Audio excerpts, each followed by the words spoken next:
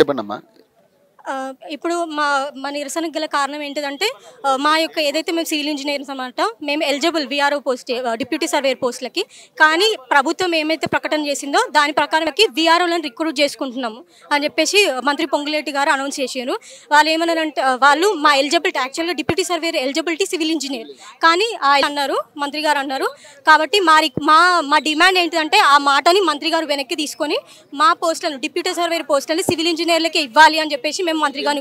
అంటే అర్హత ఉన్న వాళ్ళకి కాకుండా అర్హత లేని వాళ్ళకి ఎందుకు ఇవ్వాలనుకుంటాను అంటే శాలరీలు కూడా అదే ఉంటాయి కదా, మీది ఇంకా ఎక్కువ పనితనం ఉంటుంది ఎందుకంటే మీకు తెలుసు కాబట్టి.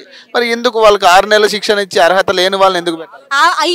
ఈ ప్రశ్నకు మాత్రం పొంగులేటి గారే సమాధానం చెప్పాలి. ఎందుకంటే ఆయన బ్రెయిన్లో ఏముందో మాకు తెలియదు. కానీ మాకు తెలిసినంత ప్రకారం అంటే ఇప్పుడు జరుగుతున్న సిచ్యువేషన్ని బట్టి వాళ్ళు డబ్బుకు ఆశపడే వాళ్ళకి ఇస్తున్నారని చెప్పేసి మేము అనుకోవాల్సి వస్తుంది ఒకవేళ ఈ ప్రశ్నకి మంత్రి గారు సమాధానం చెప్పకపోతే.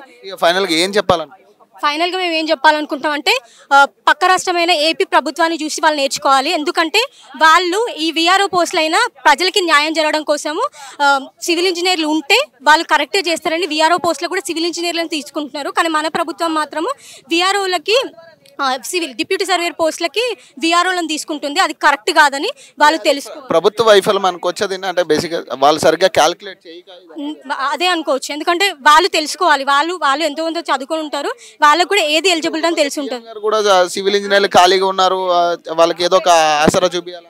నాకు తెలిసి వాళ్ళు డిస్కషన్ చేసుకోలేదేమో.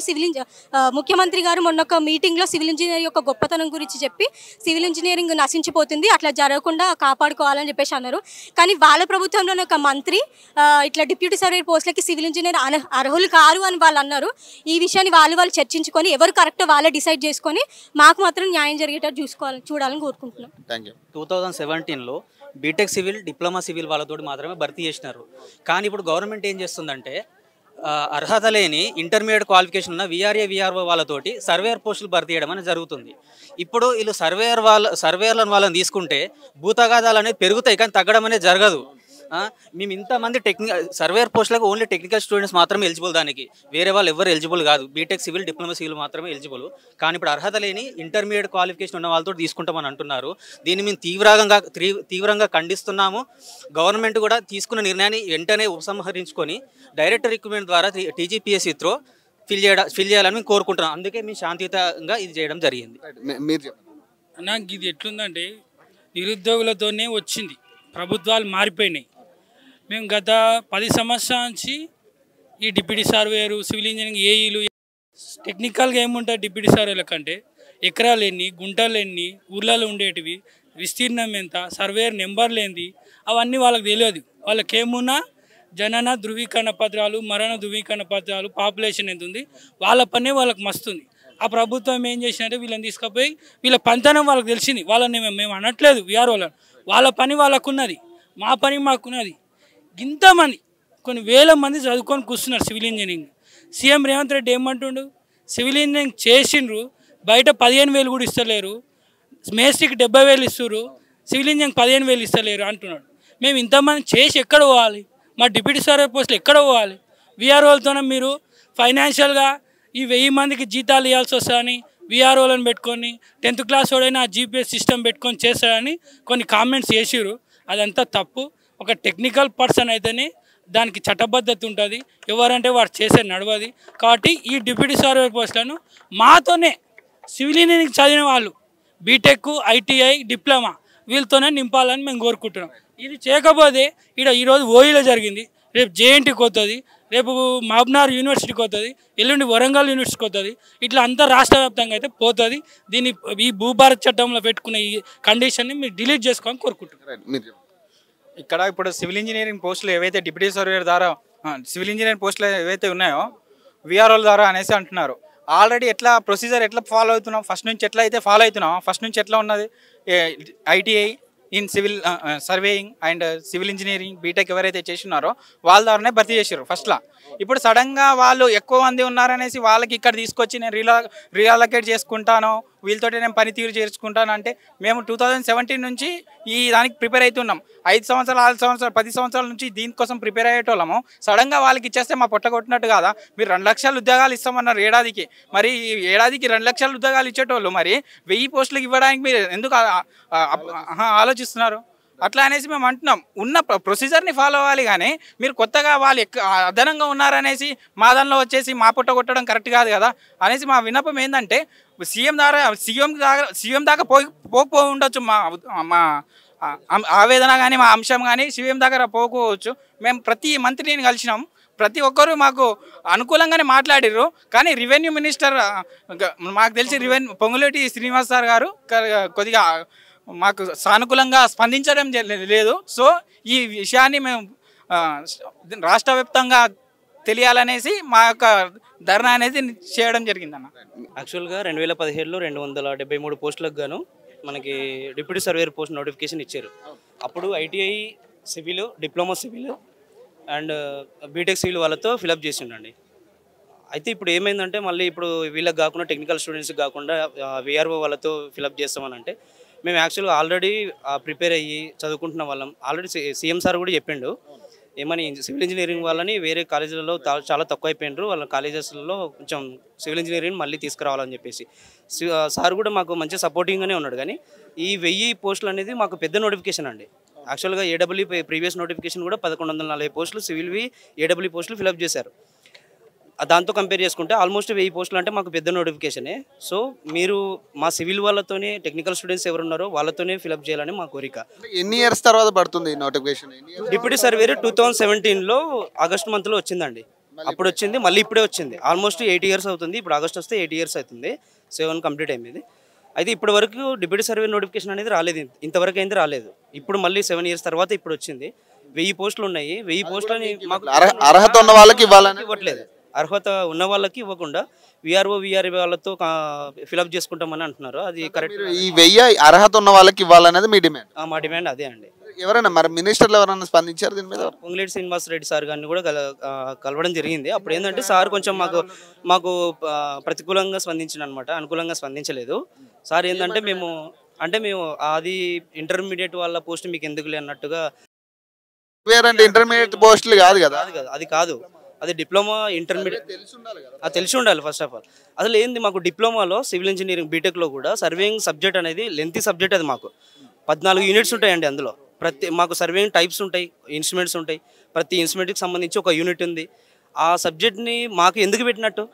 ఈ డిప్యూటీ సర్వేయర్ పోస్ట్ ఇవ్వకపోతే మాకు అసలు ఆ సబ్జెక్ట్లో మా బీటెక్లో కానీ డిప్లొమాలో కానీ ఎందుకు పెట్టినట్టు?